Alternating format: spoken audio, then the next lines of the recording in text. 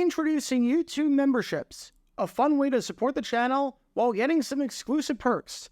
Click the join button to become a member now and get benefits like badges next to your name on videos, behind-the-scenes photos, advantages during the live trivia game, discounts on merchandise, private one-on-one video chats, the ability to request future video topics, and exclusive 8 to 10 minute videos on the history of the NFL.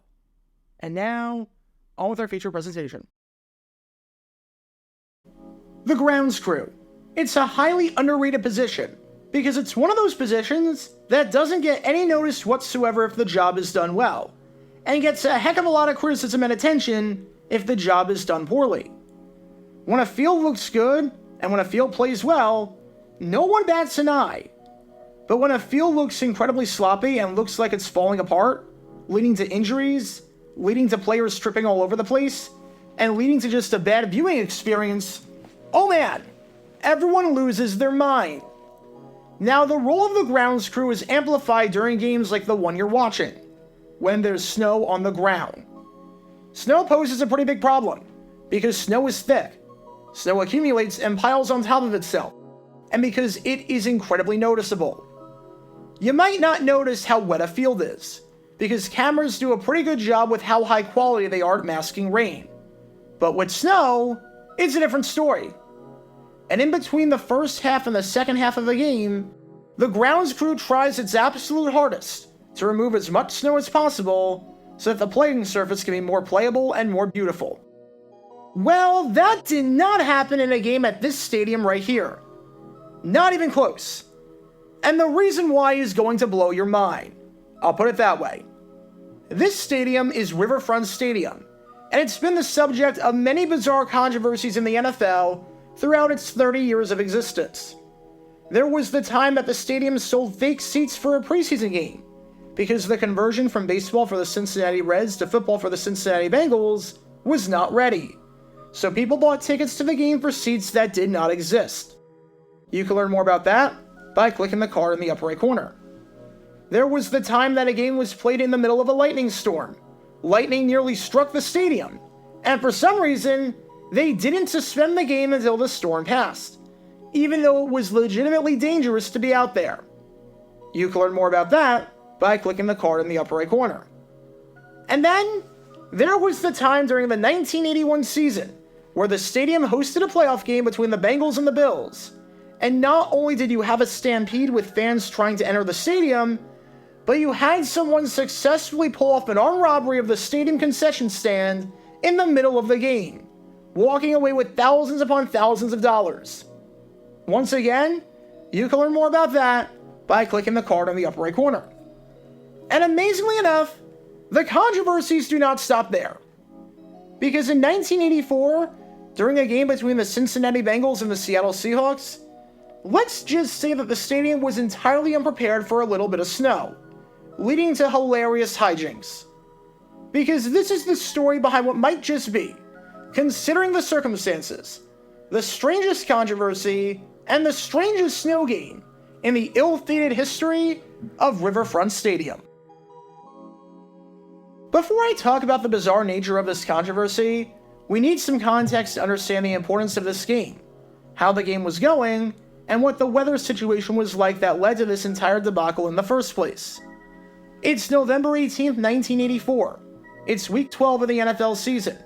And as we're approaching the three-quarter mark of the year, we've got an AFC battle on our hands between the Cincinnati Bengals and the Seattle Seahawks over at Riverfront Stadium.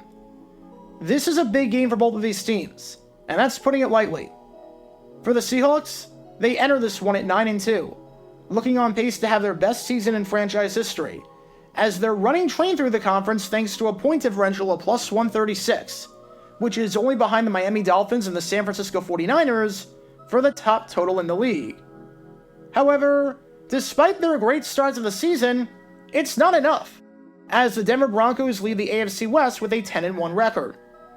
A win here not only all but guarantees them a spot in the playoffs barring anything insane, but it would help them keep pace with the Denver Broncos for first place in the division, and the possibility of their first division title ever. As for the Bengals, this has been a rough season so far for them.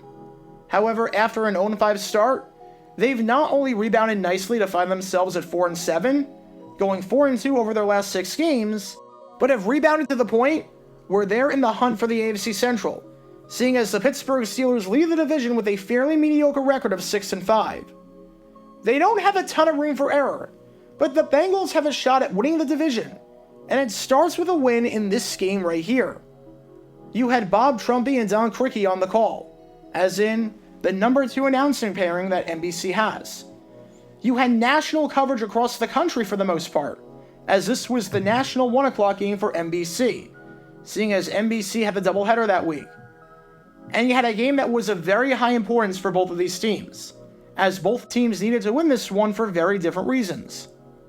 So for a game like this, you would hope that it would be played under ideal conditions, especially when it came to the field. However, that was not the case, and that could not be further from the truth. Because Mother Nature had other ideas, as during the first half of this game, snow and sleet came flying down, just piling up and making the already ugly artificial turf look even uglier, with the field being a whole array of colors, including a lot of white. Now, nothing about the fact that the weather was going to be bad should have come as a surprise to anyone in Cincinnati who was paying attention to the weather report. The forecast called for likely rain in the area on Sunday of the game with a high in the upper 40s. But again, that is the high. The low was projected to be a cold 23 degrees. Now, if you know your science, once it reaches 32 degrees, that's when rain turns into snow. And while there's no exact scientific number for sleet, it usually occurs somewhere between 33 and 37 degrees, although it can occur at temperatures a bit higher than that, like 40 degrees. So let's think about this for a second. It's very likely that there is going to be precipitation, with the report the day of the game being 90%. The absolute maximum temperature is somewhere in the mid-40s. The low is in the low 20s. That means that it is more likely than not that there will be some sort of precipitation that is colder than rain, whether it is sleet or snow. And seeing as Cincinnati is a cold weather city that gets snow just about every single year, even though this might have been a bit early in mid-November, it's not like it's snowing in Phoenix. You're ready for this. Or at the very least, you should be ready for this. This did not come out of nowhere. However, as you can tell from the conditions during the first half, the grounds crew was going to have their work cut out for them. Now the bad news is that obviously, the weather has not cooperated in the slightest bit. The field is just a giant blanket of white, as hard as the grounds crew tried to fix the problem. The entire first half was just going to have to be played like this. Sure, they would try and fix as much as they could in between commercial breaks and television timeouts and stoppages on the field, but the snow and the rain just kept coming down. But the good news was that, in the second half, the snow had stopped.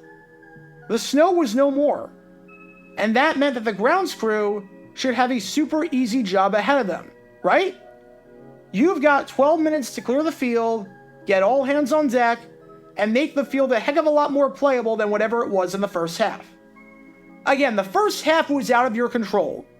It's like when you shovel your driveway during a snowstorm, and then an hour later, it looks exactly the same as before, because snow and sleet kept coming down and destroying all of your hard work. But the second half? That is entirely in your control. You have no excuses. This should be child's work for you. Heck, the Bengals and Marshall University even threw you a lifeline with their halftime show. The halftime show was originally supposed to feature the Marshall University Marching Band, and while the band still played, they were more of a standing-in-place band than a marching band, as they were confined to the south end zone and could not perform their routine, while you could work your magic on the field. So with that being said, let's take a look at the final play that the Bengals ran in the first half, just for a brief comparison. Receiver, big rangy wide receiver, as Schoner takes the deep drop. That'll do it. First half ends with a sack. And now, let's look at the first play that the Bengals ran in the second half, again, with the halftime break having happened, and with the grounds crew having time to clear the field. Tight end formation. Quick out. Collins was running a straight out pattern. Why does it look like you did nothing? Why does it look exactly the same as it did before? They're the same picture. Seriously, why the heck does the field look just as ugly as it did before? Well, you're not going to believe this, because it's crazy that in a cold weather city like Cincinnati, where you knew this was going to happen, that this ended up transpiring. But it is absolutely absurd. Turns out, the grounds crew tried to clear the field during halftime. And to be fair, part of the field was cleared. But 15 yards into clearing the field with their motorized brush, so not even a plow or anything like that, the brush broke. Now you would think that with this being an NFL team, they would have more than one motorized brush. You would think that they would have a spare brush on hand, or a plow that they could use, or literally anything to clear the field of this absolutely ugly snow. But amazingly enough, they didn't. The Bengals in Riverfront Stadium had one brush, and one brush only. One brush to clear an entire field. If something happened to the brush, well, that was the end of that. We'll just replace it for next time, but we're straight out of luck today.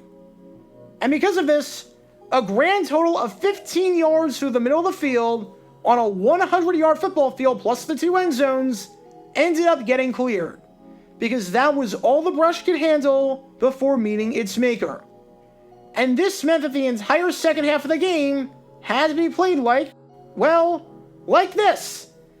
Even though the snow had stopped, and even though you would think with any competent team that the snow would be completely cleared after halftime, with all of that time to work with, and with the weather now being in your favor, this meant absolutely nothing to the fine folks at Riverfront Stadium, who planned for one brush and one brush only.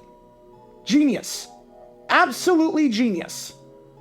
And as you might have been able to tell from these highlights, this was a pretty bad omen of things to come for the Bengals for the rest of the day, as the Bengals got absolutely manhandled on this day in front of their home crowd, putting a significant dent in their playoff chances in their first year under head coach Sam Weish, who you can learn more about by clicking the card in the upper right corner. Whether this game was on a good field or a bad field, whether this game was played in rain or shine, or whether it was 106 degrees or 36 degrees, it would not have mattered, as the Seahawks thoroughly dominated, taking it by a final score of 26-6.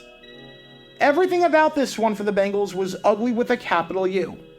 The Bengals turned it over 5 times. They got sacked 4 times. They had no big plays, with no play going for more than 20 yards. And worst of all, they committed a whopping 12 penalties for 103 yards. When you're committing 12 penalties in the same game that the opposition is committing 3, you're not going to win too many games that way.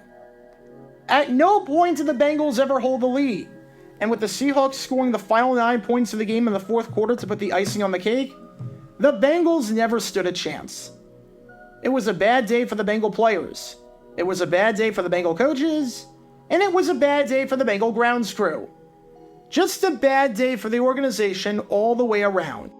The good news was that the next time that these two teams behind me right here met at Riverfront Stadium, it was opening day of the 1985 season, and seeing as that was in September, snow was absolutely not an issue there.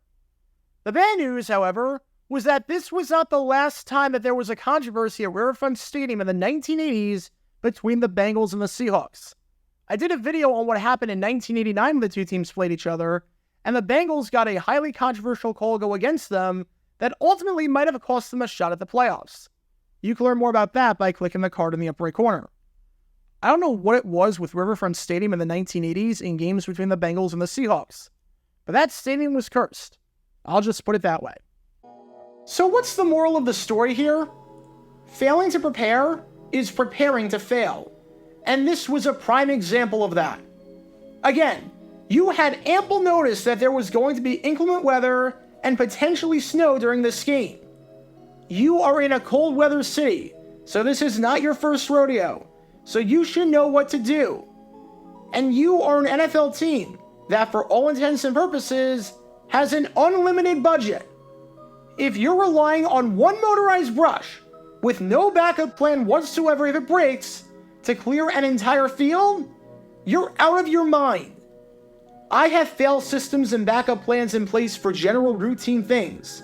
So how an NFL team in the North doesn't have one for snow and for field conditions when it was painfully obvious that this was going to be a problem, I don't know. But that was Riverfront Stadium for you. That was the Cincinnati Bengals in a nutshell. Because in 1984, when it came to handling the snow and the conditions on the field, the Bengals absolutely bungled this. Get your official Jaguar Gear 9 merchandise by going to jj9shop.com, and be sure to like and subscribe, as it really helps the channel out a lot. Join me every Wednesday night where we'll play NFL Trivia for cash prizes at 9 p.m. Eastern over on Twitch. To learn more about the history of college football, subscribe to Jaguar Gator 8. To learn more about the history of Major League Baseball, subscribe to Jaguar Gator 7. Also, special thanks to all of our Patreon supporters for helping out the channel. Your support is greatly appreciated. See how you can become a patron and request future video topics in the description below.